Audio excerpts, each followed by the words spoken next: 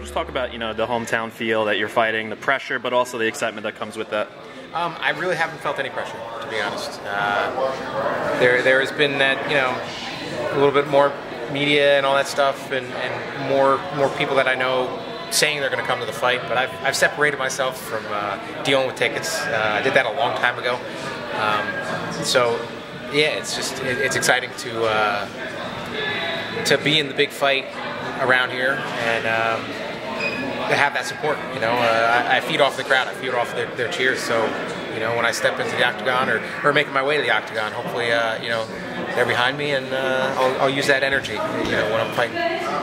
Jim, I want to ask about a situation that came up this past week with UFC sponsoring Anheuser-Busch. I don't know if you saw that. It was kind of a situation where they kind of warned the UFC about fighter behavior, and some fighters who have said things that have been controversial, things that they consider over the line. I'm just kind of curious to get your take on, the professionalism that you'd like to see. You're known for being a professional. Other guys, kind of cross the line from time to time, or toe the line.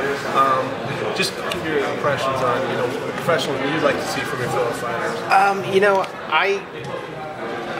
I try to do things in a way that, if I die tomorrow, that my kids would still hear about the way that I did things and grow up to be,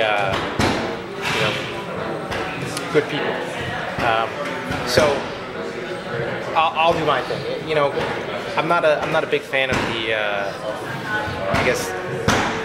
being overly sensitive that seems to be these days. People are extremely overly sensitive, but then also desensitized sometimes towards like extreme violence and stuff like that. So that's something that I'm not a big fan of. But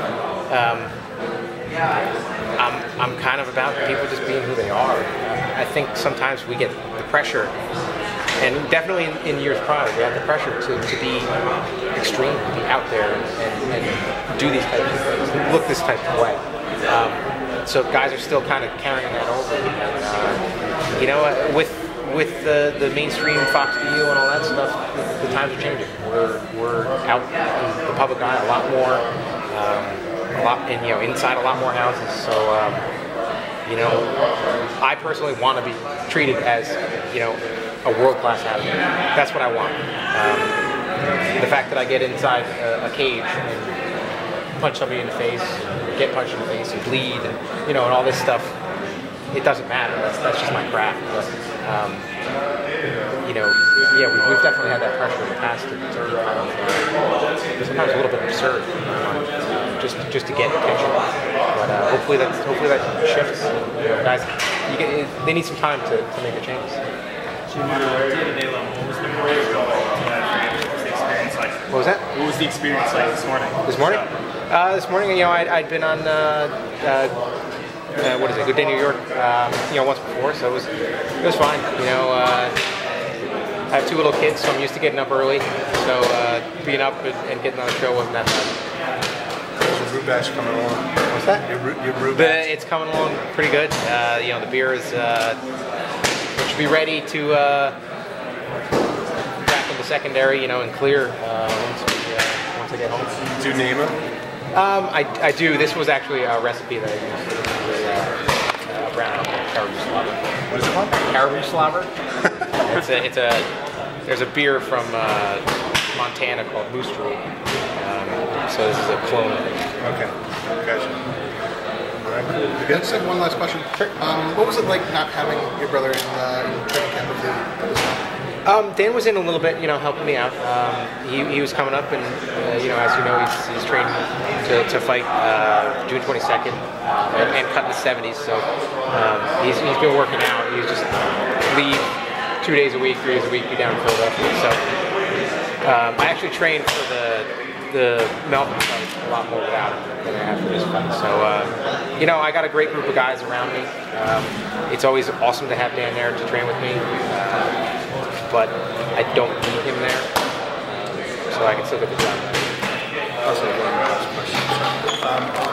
Nate's last fight, just kind of talk about it a little bit. Obviously, he looked spectacular against Donald. Donald's a great stand-up guy, and he looked great against him. What did you sort of learn from that fight? What do you take from that fight to yours? Not let him fight like that. You know, he pushed Donald around and you know, totally controlled the pace and threw an unbelievable amount of punches. So I don't think he's going to fight me similarly. You know, Donald was tentative to go to the mat with him. I'm not going to be. You know, Nate is dangerous on the mat, but so am I. So, you know, if I were to be beating up his leg and knock him down or take him down, I'm going to engage, and I'm going to make him pay for that and wear him down a little bit. You know, I think with somebody, you make him hit the mat, whether you knock him down or you take him down, and you just immediately let them back up. It doesn't carry any weight. You know, in the judge's eyes or in your opponent's eyes, they think, yeah, whatever. You know, he's running away from my ground here, so that's a good thing. So I think if I get him on the mat, I'm gonna punish him. What are your feelings that you're this close to fighting for a title shot? You know, depending on how this fight goes. Excited. You know, I'm where I want to be. I'm fighting a tough guy, and that's really where my main focus is. You know, I know I'm one of the best in the world, and again, I'm having the opportunity to fight another guy that is one of the best in the world. So it's exciting to be reaching that level that I've you know worked to get to. So. Right. How tough do you think this fight is going to be against Diaz? I think it's going to be a very tough fight. You know, he's a very resilient guy, dangerous from bell to bell. You know, and you can't sleep on him for a second. So I'm definitely going to have to fight, you know, on point the whole time and never let him get the upper hand. Are you fighting a more strategic fight, or are you just going to go and bang with him, which is what he likes to do? Yeah, you know, I don't necessarily, you know, go in there and just slug it out with guys. You know, I try to be a bit more accurate and you know, and land my good shots. So I'm just looking to fight my fight, you know, and get after him, but use that technique that I've been working so hard for. Thank you.